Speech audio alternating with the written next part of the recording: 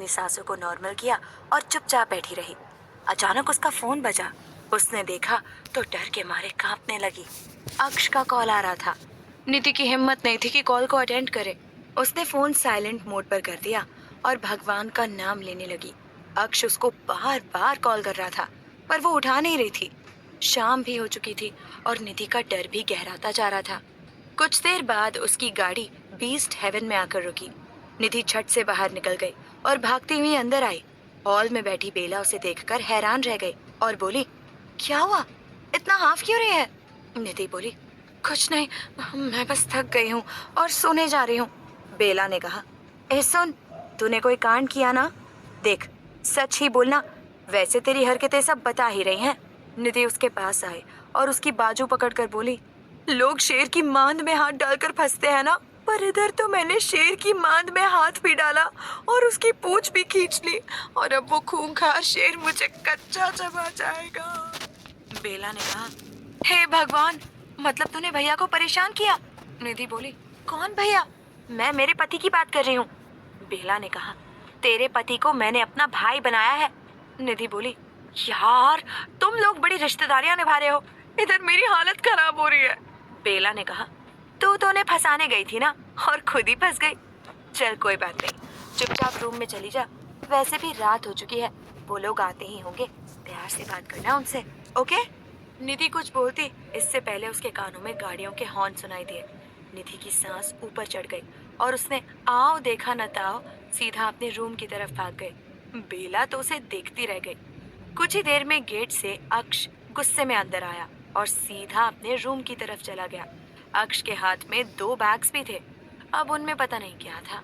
उसने लात मारकर रूम का गेट खोला और अंदर चला गया। गेट को बंद करके निधि को इधर उधर देखने लगा। उसने बैग्स को सोफे के पास टेबल पर रखा, अपने कोट को उतारा और शर्ट की स्लीव्स को फोल्ड करते हुए बोला, चुपचाप मेरे सामने आओ, वरना पूरी रात चैन से सोने नहीं दूंगा। निधि पर्दों के पीछे से आगे आई और अपना सर झुकाकर खड़ी हो गई। अक्ष ने अपनी घड़ी उतारी और उसे टेबल पर रख दिया। दोनों एक दूसरे को नहीं देख रहे थे। अक्ष ने पैंट की जेब से खंजर को निकाला और टेबल पर रख दिया। अपनी बेल्ट को भी निकाल दिया और अब उसने नजरें उठाकर निधि को देखा और बोला, बहुत होशियारी आई है ना? कोई बात नहीं, आज सब निकालता हूँ एक एक करके। निधि नीचे देखते हुए बोली, सॉरी, मेरी गलती है, पर मैं क्या करूँ, आप मुझे इग्नोर कर रहे थे। अक्ष सोफे पर जाकर बैठ गया और अपनी जेब से सिगरेट निकालकर उसे अपने होठों पर रख दिया। उसने बिना निधि की तरफ देखे कहा, इधर आओ। निधि कांपती हुई आगे आई और खड़ी हो गई। अक्ष ने उसे इशारे से कहा कि उसकी सिगरेट को जला दे। निधि ने लाइटर लिया और कांपती हुई उसके पास आने लगी तो अक्ष ने उसका हाथ पकड़ लिया और उसे अपनी गोद में बिठा लिया। निधि डर रही थी और उसे देख रही थी। अक्ष ने उसकी कमर को कसकर पकड़ लिया और कहा, चलाओ। निधि ने लाइटर से उसकी सिगरेट को जला दिया और लाइटर को टेबल पर रख दिया। अक्ष आराम से बैठा सिगरेट के कश लेने लगा और निधि उसके शर्ट के बटन को गिनने लगी। अक्ष ने नशे से उसकी तरफ देखा और उसके मुंह पर धुआं छोड़ दिया। निधि ने उसकी शर्ट को पकड़ लिया। कुछ देर बाद उसने सिगरेट को टेबल पर रख दिया और निधि की कमर पर हाथ फेरने लगा। निधि को बहुत अच्छा लग रहा था। उसने निधि को चिमटी काटी और बोला, वादे करती हो पर निभाती नहीं हो। निधि बोली, कौन सा वादा नहीं निभाया? अक्ष ने कहा था ना कि मेरा फोन हमेशा उठाओगी, तो आज क्या किया तुमने? निधि बोली, मैं डर गई थी अक्ष।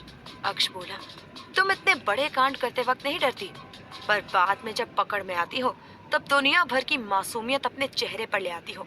सामने वाला चाहकर भी कुछ तुम्हें कैसे कह दे। निधि बोली, सॉरी, आपका काम खराब कर दिया मैंने। अक्ष ने उसकी ठोड़ी को ऊपर उठाया और कहा, काम तुमसे बढ़कर नहीं है, इनफैक्ट तुमसे बढ़कर कुछ भी नहीं है। निधि बोली, मतलब आप मुझ पर गुस्सा नहीं है? अक्ष बोला, नहीं। निधि बोली, तो ऑफिस में मुझे धमकी क्यों दी थी कि आज छोड़ेंगे नहीं?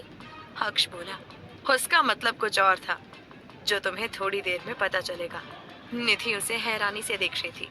अक्ष बोला, टेबल पर जो बैग रखा है दो मुझे। निधि ने पीछे से बैग उठाकर अक्ष को दे दिया। अक्ष ने निधि को अपने पास सोफे पर बैठा दिया और बैग को खोला तो उसमें से निधि को जानी पहचानी खुशबू आई। निधि आंखें फाड़े अक्ष को देख रही थी और उसने बैग में से वड़ा पाव बाहर निकाला। निधि बोली, ये क्या? अक्ष उस वड़ा पाव को नफरत से देखकर बोला, ये वही है जो तुम्हें बहुत पसंद है, तो ले आया। निधि बोली, हाय मेरा पति, आप बहुत अच्छे हैं सच में, मेरे लिए वड़ा पाव लेकर आए। निधि ने अक्ष को गले लगा लिया। कुछ देर बाद निधि बिना रुके वड़ा पाव खा रही थी और अक्ष उसके पास बैठा मशरूम सूप पी रहा था। कुछ देर बाद निधि उठकर जाने लगी, तभी उसकी नजर दूसरे बैग पर पड़ी तो उसे उठाकर वो बोली, इसमें क्या है? अक्ष के चेहरे पर कातिल मुस्कान आ गई और वो बोला, जो भी है इसे जल्दी से पहनो, मैं अब और नहीं रुक सकता। निधि ने उसे खोला तो देखकर हैरान रह गई। अंदर एक छोटी सी ड्रेस निकली जो पूरी नेट की थी, आर पार दिखने वाली। निधि के गाल लाल हो गए और वो बोली, आप ये सब भी कर सकते हो, सोचा नहीं था। निधि नशे से उसे देखने लगी और वो झट से बाथरूम में चली गई और कुछ देर बाद बाहर आई। उसे देखकर अक्ष पागल सा हो गया। अक्ष बड़ी मुश्किल से खड़ा हुआ और निधि की तरफ बढ़ने लगा। अब निधि कैसी लग रही होगी वो तो आप सोच ही सकते हैं।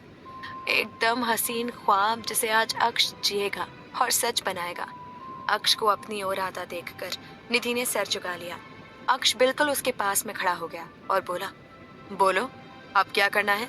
निधि ने उसे कस कर गले लगा लिया और आंखें बंद करके बोली, चलिए ना, हम दोनों ही शर्त हार कर भी जीत जाते हैं। निधि का इशारा मिलते ही अक्ष उसकी नेक को चूमने लगा और मदहोश हो गया। उसने निधि को खुद से दूर किया और बाजुओं को पकड़कर उसे जोर से दीवार से भिड़ा दिया और उसके नेक के नीचे अपने होठों से हमला करने लगा। निधि सिसकियां ले रही थी और उसे बहुत सुकून मिल रहा था। अक्ष उसे चूमता हुआ नीचे बैठ गया और उसके गोरे घुटनों को चूमने लगा। निधि ने कसकर अपनी आंखें बंद कर दी क्योंकि अब वो जानती थी उसके साथ क्या क्या होने वाला है। अक्ष खड़ा हुआ और निधि को नशे में चूर नजरों से देखते हुए अपनी शर्ट को खोलकर फेंक दिया और निधि को अपनी गोद में उठा लिया। अक्ष ने उसे बेड पर धड़ाम से गिरा दिया और खुद उसके सामने आकर अपनी बेल्ट निकालकर बेड पर आ गया। निधि दूर खिसक गई थी तो अक्ष ने उसका पैर पकड़कर उसे झट से नीचे खींचा। अक्ष ने उसके होठों को चूमना शुरू किया और हद पार करने लगा। निधि कसमसाने लगी और उसने अक्ष को कसकर पकड़ लिया था। कुछ ही देर में दोनों एक दूसरे में खोए हुए थे। बस निधि की पायल की छन छन सुनाई दे रही थी और निधि की सिसकियां जो ये बताने के लिए काफी हैं कि दोनों का प्यार काफी जोश में है। अगली सुबह अक्ष कपड़े पहन रहा था और बेड पर बैठी निधि उसे देखकर बोली, आज मत जाओ ना। अक्ष ने अपनी शर्ट के बटन बंद किए और बोला, तुम चली जाओ मेरे बदले। निधि ने मुंह बिगाड़ा और बोली, आपसे दूर नहीं रहना इसलिए आपको रोक रही हूँ, यहाँ आप ही मुझे दूर कर रहे हैं। अक्ष बोला, रात को मिलेंगे ना हम दोनों। निधि ने कुछ नहीं कहा और अपनी साड़ी निकालकर उसे पहनने लगी। कुछ देर बाद दोनों तैयार होकर नीचे आए। विराट और बेला डाइनिंग टेबल पर बैठकर उनका इंतजार कर रहे थे। दोनों नीचे आए और डाइनिंग टेबल पर बैठ गए। सब लोग शांति से नाश्ता कर रहे थे। विराट अक्ष से कुछ डिस्कस करने लगा, तभी उसकी नजर अक्ष के गले पर पड़ी जहां लाल गहरा निशान पड़ा हुआ था। विराट उसे देखकर बोला, ये क्या हुआ भाई? अक्ष बोला, व्हाट? विराट ने कहा, आपके गले पर कितना गहरा निशान पड़ चुका है। ये कैसे हुआ? निधि चुपचाप अपना नाश्ता करने लगी। करामात तो उसकी ही थी ना। बेला मंद मंद मुस्कुरा रही थी। अक्ष ने टेढ़ी नजर से निधि को देखा और कहा, आजकल बीस्ट हेवन में एक भूरी आंखों वाली बिल्ली घूम रही है, ये उसी ने किया है। विराट और बेला जोर जोर से हंसने लगे और निधि के गाल लाल हो गए। कुछ देर बाद अक्ष और विराट कांपने लगे। निधि का तो मन ही नहीं था उससे दूर रहने का। वो उदास सी सोफे पर बैठ गई। बेला उसके पास आई और बैठकर बोली, याद आ रही है उनकी? निधि बोली, सोचा नहीं था एक माफिया से प्यार हो जाएगा, वो भी इतना कि वो मेरी दुनिया बन जाएंगे। बेला ने कहा, निधि, अक्ष भैया को कभी गलत मत समझना, वो तुझसे बहुत प्यार करते हैं और सिर्फ तुझसे ही करते हैं। निधि बोली, मैं उन्हें क्यों गलत समझूंगी, मुझे पता है वो मुझसे कितना प्यार करते हैं, खुद से भी ज्यादा। बेला ने कहा, हाँ सही कहा तूने, बस ऐसे ही उन पर यकीन बनाए रखना बेबी। निधि बोली, यस बेबी। अचानक निधि के दिमाग में एक आइडिया आया और वो खुशी से बोली, आज मैं अक्ष के लिए लंच लेकर जाऊंगी। बेला ने कहा, वाह, नाइस आइडिया। निधि खुश हो गई और कुछ देर बाद दोपहर को अक्ष के लिए लंच लेकर गाड़ी में बैठ गई और कंपनी के लिए निकल गई, अक्ष को सरप्राइज देने के लिए। निधि कंपनी पहुंची और अंदर जाने लगी।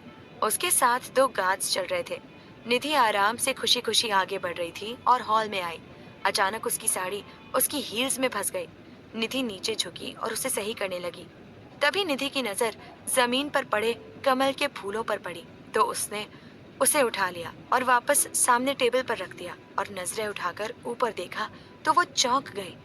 सामने एक लड़की की मुस्कुराती हुई तस्वीर लगी हुई थी, जिसके आगे अगरबत्ती जल रही थी। निधि उसके पास आई और उसे ध्यान से देखा तो नीचे लिखा हुआ था, अस्मिता सिंह राजपूत। निधि ने कसकर अपनी साड़ी को पकड़ लिया। उसे याद आया कि उस दिन जब अक्ष को बुखार आया था, तब उसने नींद में भी यही नाम लिया था। निधि को अजीब सा दर्द होने लगा। ये लड़की कौन है? अक्ष का इससे क्या रिश्ता है? इसकी तस्वीर यहाँ क्यों लगी हुई है? अक्ष ने उसे कुछ बताया क्यों नहीं?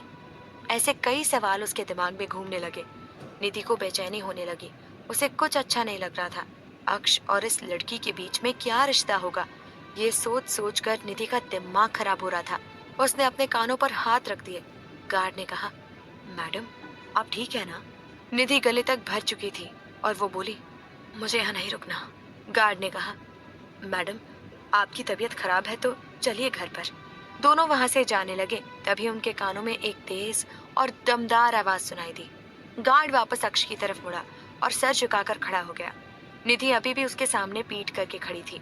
अक्ष उसके पास आया और उसका हाथ पकड़कर उसे अपनी तरफ घुमाया। निधि की नजर सीधा उस तस्वीर पर गई जो ठीक अक्ष के पीछे लगी हुई थी, पर अक्ष का ध्यान उस तरफ नहीं था। उसका फोकस तो निधि पर था। निधि की आंखों से पानी बहने लगा, जो अक्ष को गवारा नहीं था। उसे कुछ समझ नहीं आया कि इसे हुआ क्या है। अक्ष ने उसका हाथ पकड़ा और उसे कैबिन में ले गया। उसने निधि को सोफे पर बैठा दिया और खुद उसके पास बैठ गया। सामने सर्वेंट ने लंच रख दिया था। निधि के दिमाग में तो अस्मिता ही घूम रही थी।